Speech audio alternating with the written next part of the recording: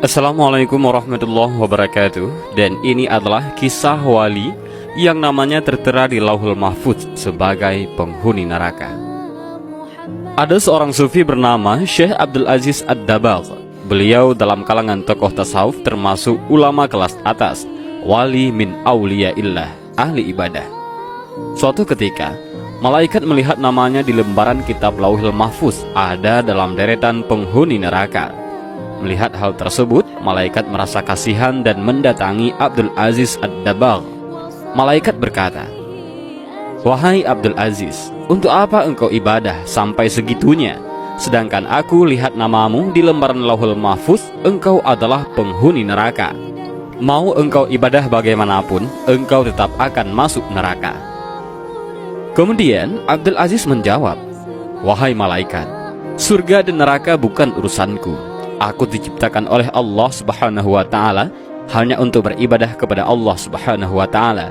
Sebagaimana Allah Subhanahu wa Ta'ala berfirman, tidaklah aku ciptakan jin dan manusia kecuali hanya untuk beribadah kepadaku.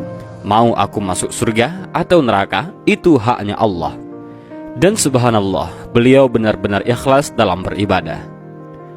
Suatu ketika, malaikat kembali ke Lauhul Mahfuz dan melihat namanya telah dirubah oleh Allah Subhanahu wa Ta'ala menjadi penghuni surga, sebab Allah berhak menetapkan kitabullah. Lantas malaikat kembali menemui Abdul Aziz dan berkata, "Wahai Abdul Aziz, ada kabar gembira.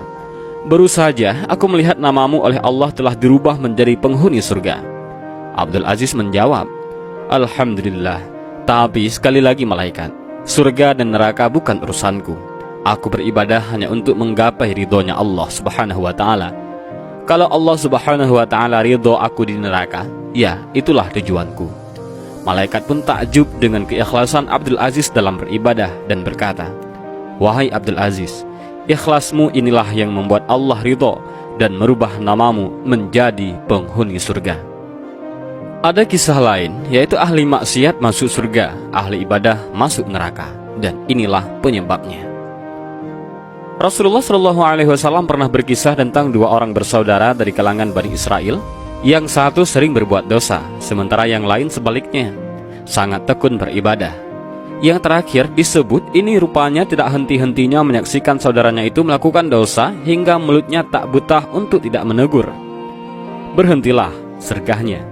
Teguran itu seolah hanya masuk melalui telinga kanan dan keluar lagi lewat telinga kiri. Perbuatan dosa berlanjut dan sekali lagi tak luput dari mata saudaranya yang rajin beribadah. "Berhentilah," serunya kembali.